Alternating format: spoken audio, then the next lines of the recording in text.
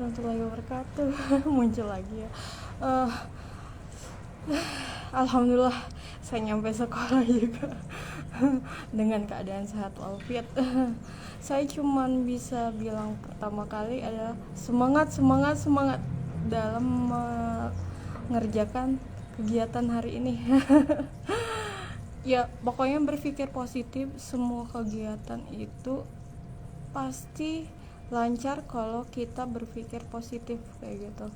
Jangan mikir yang negatif, positif pasti ketemunya positif. Kalau negatif pasti ketemunya negatif. uh, Dulu juga pas awal saya live di IG tuh saya mikirnya gini, ih kok sepi banget sih penontonnya. Cuman balik lagi, tadinya awalnya saya berpikir negatif, mendingan ke tempat yang lain deh live-nya ya. Tapi ternyata saya ingat lagi kalau di IG juga ada penontonnya, di tempat lain juga pasti ada penontonnya gitu. Cuman memang di sana lebih banyak yang mengikutinya, penontonnya lebih pagi ngelihatnya. Kalau di IG belum kayak gitu. Cuman ya itu balik lagi berpikir positif kayak gitu. Semua pasti bagus, bagus dalam menyiarkan ke penontonnya kayak gitu. Jadi jangan negatif toh pasti yang lain juga pasti ngelihatnya. Kalau kita gimana ya, kalau kita nyampeinnya bener juga pasti akan lambat laun lebih banyak lagi nanti penontonnya kayak gitu. Terus semua sosial media itu bagus kayak gitu.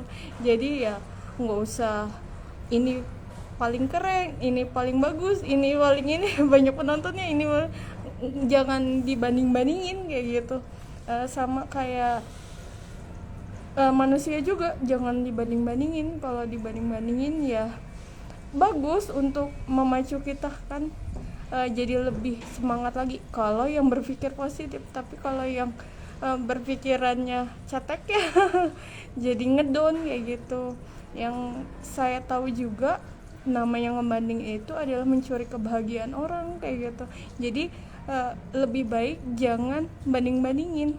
Kalau misalnya memang mau lebih baik, mendingan diomongin baik-baik. Itu pentingnya komunikasi kayak gitu. Jadi jangan satu arah doang. Jadi ya dua arah, dari kita juga, yang mendengarkan juga gitu kayak gitu. Dan alhamdulillahnya sekarang saya juga nerapin pas pembelajaran kayak gitu.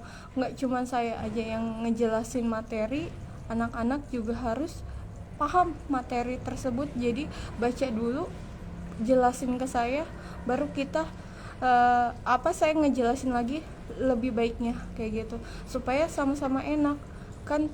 Jangan saya doang yang mau didengar tapi anak-anak nggak mau didengar kayak gitu. Jadi diubah semuanya jadi lebih baik ke depannya kayak gitu ya.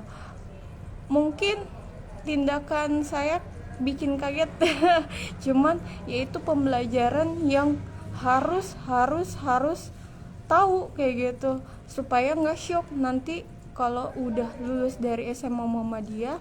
Pasti lebih banyak tantangannya, lebih keras lagi guru-gurunya atau bos-bosnya kayak gitu.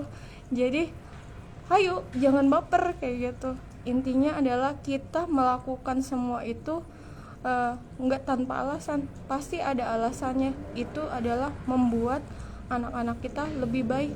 Makanya kita introspeksi terus kayak gitu. Kalau kita salah ya pasti kita perbaiki kayak gitu, jadi lebih baik. Dan saya berharap juga siswa-siswa saya juga bisa lebih baik lagi kayak gitu. Jangan nuntut sekolah, nuntut guru berubah jadi lebih baik, tapi siswanya sendiri nggak berubah jadi lebih baik kayak gitu. Jadi kita melakukan tindakan yang kayak gitu itu tetap di koridornya, tetap di jalurnya. Jadi ada saatnya kita tegas, ada saatnya kita lembut. Itu prinsip saya kayak gitu.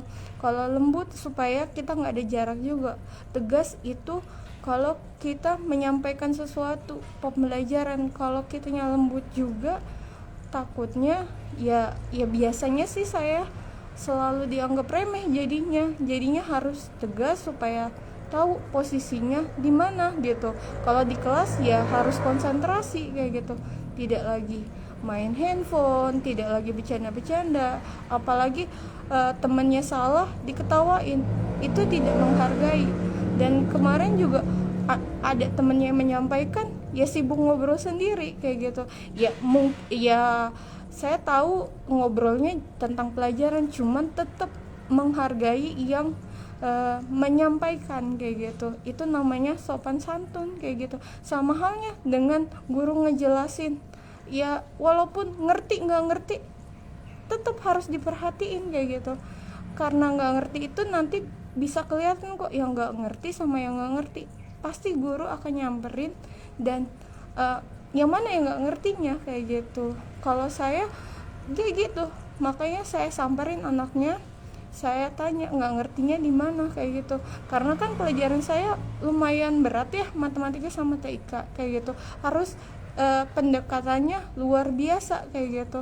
Kalau misalnya dikit-dikit aja takut, malu, ya ibu kan bukan dukun paranormal, bukan yang tahu kamu nggak bisa atau gimana.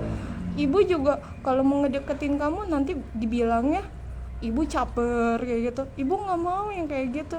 Yuk pasti hilangkan zona nyamannya kamu yang diem doang, hidup di dunia kamu sendiri yang nggak merhatiin orang.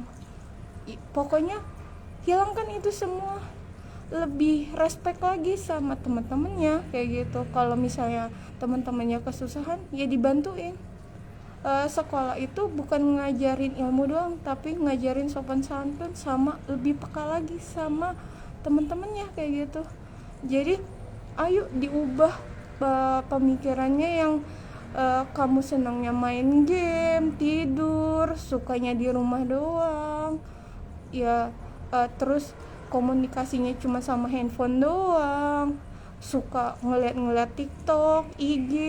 Ya boleh ngeliat TikTok, IG, main game boleh, tapi ada waktu-waktunya sayang. Kalau misalnya kamu jadi pelajar, ya harus standby. Jadi pelajar yang baik masuk jam 7, kita tadarusan dulu, pulang setengah 3. Jangan ngeluh, pulangnya lama banget setengah 3, males ikut eskul wajib. Ya mohon maaf, diubah pemikiran kayak gitu. Soalnya nanti kalian terjun di masyarakat pun pasti lebih nggak enak.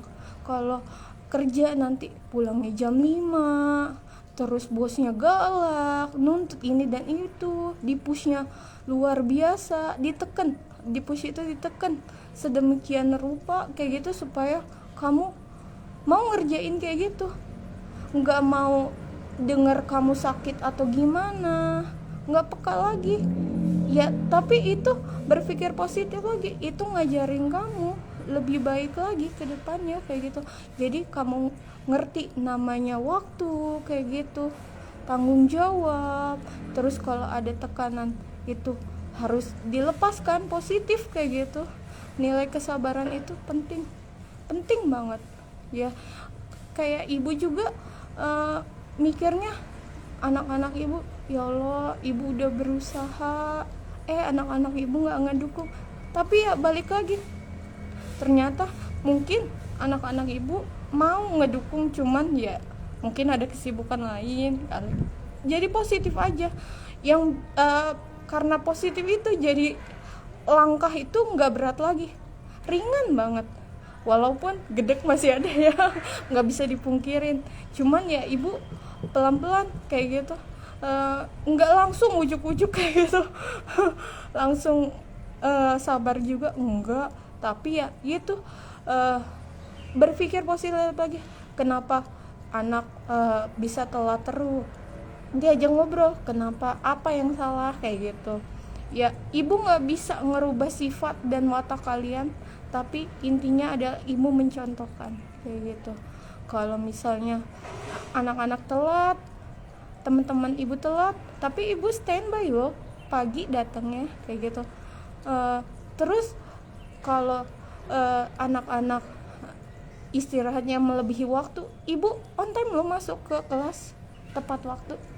Itu aja dulu, diubah mindset kamu yang nganggep nyepelehin apapun, padahal dari yang sepele itu yang fatal ke depannya, kayak gitu. Jadi nggak ngargain waktu ya, kayak gitu.